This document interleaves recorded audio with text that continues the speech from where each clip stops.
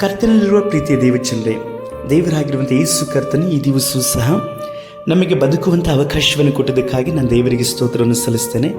ಮಾತ್ರವಲ್ಲದೆ ನಿಮ್ಮ ಜೊತೆಯಲ್ಲಿ ದೇವರು ಮಾತನಾಡಲಿಕ್ಕಾಗಿ ಅವರು ನನ್ನಂಥವನನ್ನು ಉಪಯೋಗಿಸಿದ್ದಕ್ಕಾಗಿ ನಾನು ದೇವರಿಗೆ ಕೊಂಡಾಡುತ್ತೇನೆ.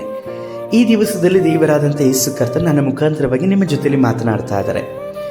2 ಪೂರ್ವಕಾಲದಂಥ ಪುಸ್ತಕ 7ನೇ ಅಧ್ಯಾಯ 14ನೇ ವಚನದಲ್ಲಿ ನೋಡಿಕೊಳ್ಳುವುದಾದರೆ, ನನ್ನವರಿಂದ ಹೆಸರುಗೊಂಡ ನನ್ನ ಪ್ರಜೆಗಳು ತಮ್ಮನ್ನು ತಗ್ಗಿಸಿಕೊಂಡು ತಮ್ಮ ಕೆಟ್ಟ ನಡತೆಯನ್ನು ಬಿಟ್ಟು ತಿರುಗಿಕೊಂಡು ನನ್ನನ್ನು ಪ್ರಾರ್ಥಿಸಿ ನನ್ನ ದರ್ಶನವನ್ನು ಬಯಸುವುದಾದರೆ ನಾನು ಪರಲೋಕದಿಂದ ಲಾಲಿಸಿ ಅವರ ಪಾಪಗಳನ್ನು ಕ್ಷಮಿಸಿ ಅವರ ದೇಶದಲ್ಲಿ ಆರೋಗ್ಯವನ್ನು ದಯಪಾಲಿಸುವೆನು.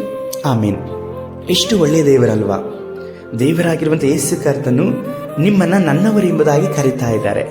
ಕೆಲವೊಂದು ಸಮಯದಲ್ಲಿ ನಿಮ್ಮನ್ನು ಎತ್ತಲ್ಪಟ್ಟಂಥ ತಂದೆ ತಾಯಿಗಳೇ, ಇವನು ನನ್ನ ಮಗಳ, ನನ್ನ ಮಗನ, ಇಂಥ ಮಗಳು, ಇಂಥ ಮಗನು ಹುಟ್ಟದಿದ್ರೆ ಒಳ್ಳೆಯದಾಗಿತ್ತು ಎಂಬುದಾಗಿ ಹೇಳಿ ನಿಮ್ಮನ್ನು ಮನನೊಯಿಸಿರ್ತಾರಲ್ವಾ.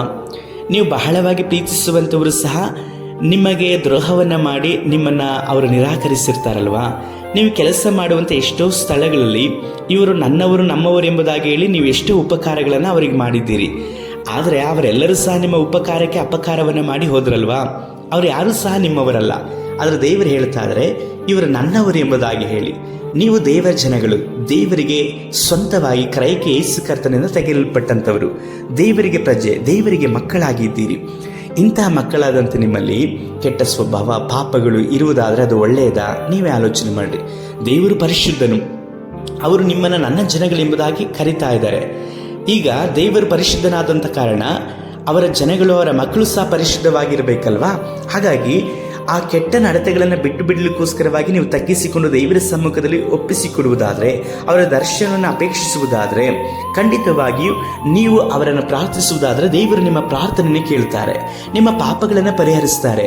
ನೀವು ದೇಶಕ್ಕೋಸ್ಕರವಾಗಿ ಪ್ರಾರ್ಥಿಸಲಿಕ್ಕಾಗಿ ಆರಿಸಿ ತೆಗೆದುಕೊಂಡಂಥವರು, ದೇಶದಲ್ಲಿ ಅಳಿದು ಹೋಗುತ್ತಿರುವಂಥ ಜನಗಳಿಗೋಸ್ಕರವಾಗಿ ಪ್ರಾರ್ಥಿಸಲಿಕ್ಕಾಗಿ ಆರಿಸಿ ತೆಗೆದುಕೊಂಡಂಥವರು. ಇಂದು ನಿಮ್ಮ ಸುತ್ತಮುತ್ತಲಿನ ಜನಗಳನ್ನು ನೋಡ್ರಿ, ಎಷ್ಟು ಬಾಧೆಗೊಳಗಾಗಲ್ಪಡ್ತಾ ಇದ್ದಾರೆ. ಇಂದು ಸಮಾಧಾನ ಇಲ್ಲದೆ ಇರುವಂಥ ಜನಗಳನ್ನು ಅನೇಕರನ್ನು ನೀವು ನೋಡಲ್ಪಡ್ಬೋದು. ಮಾತ್ರವಲ್ಲದೆ ದುಃಖದಲ್ಲಿ ಇರುವಂಥವರು, ಅಪರಾಧ ಕೃತ್ಯಗಳು ಹೆಚ್ಚಾಗಿರುವಂಥ ಜನಗಳನ್ನು ಅನೇಕರನ್ನು ನೀವು ನೋಡಬಹುದು. ಸುತ್ತಮುತ್ತಲು ಇಲ್ಲಿ ನೋಡಿದ್ರೂ ಸಹ ಕೊಲೆ, ಅಪರಾಧ ಕೃತ್ಯಗಳು ಹೆಚ್ಚಾಗಲ್ಪಡ್ತದೆ. ಯಾಕೆ ಗೊತ್ತಾ? ಪ್ರಾರ್ಥಿಸಬೇಕಾದಂಥ ನೀನು ಪ್ರಾರ್ಥಿಸದೇ ಇರೋದ್ರಿಂದ. ದೇಶಕ್ಕೋಸ್ಕರವಾಗಿ, ರಾಜ್ಯಕ್ಕೋಸ್ಕರವಾಗಿ, ಅಳಿದು ಹೋಗುತ್ತಿರುವಂಥ ಜನಗಳಿಗೋಸ್ಕರವಾಗಿ, ಬಾಧೆಗೊಳಗಾಗುತ್ತಿರುವಂಥ ಜನಗಳಿಗೋಸ್ಕರವಾಗಿ ಪ್ರಾರ್ಥಿಸುವಂಥ ಅಭಿಷೇಕ ನಿನ್ನ ಮೇಲೆ ಇದೆ. ಆ ಅಭಿಷೇಕಕ್ಕೋಸ್ಕರವಾಗಿ ಕರ್ತನ ಬಳಿಯಲ್ಲಿ ಒಪ್ಪಿಸಿಕೊಟ್ಟು ಪ್ರಾರ್ಥನೆ ಮಾಡಿರಿ. ದೇವರ ಅಂತ ಅಭಿಷೇಕವನ್ನು ನನ್ನ ಮೇಲೆ ಇಟ್ಟಿದ್ದೀರಿ, ಅದಕ್ಕೋಸ್ಕರವಾಗಿ ನಾನು ದೇಶಕ್ಕೋಸ್ಕರವಾಗಿ ಪ್ರಾರ್ಥಿಸ್ತೇನೆ. ನಾನು ನಿನ್ನ ಮಗಳು, ನಿನ್ನ ಮಗನು, ನಿನ್ನ ಪ್ರಜೆ ಎಂಬುದಾಗಿ ದೇವರಿಗೆ ಒಪ್ಪಿಸಿಕೊಟ್ಟು ಪ್ರಾರ್ಥನೆ ಮಾಡುವುದಾದರೆ ದೇವರು ಹೇಳ್ತಾ ಇದ್ರೆ ಅವರ ಪ್ರಾರ್ಥನೆಯನ್ನು ನಾನು ಕೇಳುತ್ತೇನೆ.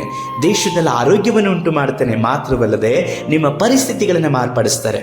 ಅದಕ್ಕಾಗಿ ಪ್ರೀತಿಯ ದೇವಜನ, ದೇವ ಮಕ್ಕಳೇ, ಎಲ್ಲರಿಗೋಸ್ಕರವಾಗಿ, ದೇಶಕ್ಕೋಸ್ಕರವಾಗಿ ಪ್ರಾರ್ಥನೆ ಮಾಡಿ. ನಿಮ್ಮನ್ನು ನಂಬಿ ದೇವರ ಆರಿಸಿಕೊಂಡು ತೆಗೆದುಕೊಂಡಿದ್ದಾರೆ. ನೀವು ದೇವಜನ, ದೇವರ ಪ್ರಜೆಯಾಗಿದ್ದೀರಿ. ಪ್ರಾರ್ಥಿಸೋಣ. ಸರ್ವಶಕ್ತನಾದ ದೇವರೇ, ಈ ದೇಶಕ್ಕೋಸ್ಕರವಾಗಿ, ಅಳಿದು ಹೋಗುತ್ತಿರುವಂಥ ಜನಗಳಿಗೋಸ್ಕರವಾಗಿ ಪ್ರಾರ್ಥಿಸಲಿಕ್ಕಾಗಿ ಒಪ್ಪಿಸಿಕೊಟ್ಟಂಥ ನಿನ್ನ ಮಗಳನ್ನು, ನಿನ್ನ ಮಗನನ್ನು ಮುಟ್ರಿ ಅಪ್ಪ. ಅವರ ಪರಿಸ್ಥಿತಿಗಳನ್ನು ಮಾರ್ಪಡಿಸಿ, ಅವರು ನಿನ್ನವರು ಎಂಬುದಾಗಿ ಹೇಳಿ ಕರೆದಿದ್ದೀರಿ. ನೀವೇ ಅವರನ್ನು ಆಶೀರ್ವಾದ ಮಾಡಿರಿ. ಯೇಸು ಕರ್ತ ನಾಮದಲ್ಲಿ ತಂದೆ. ಆಮೇನ್.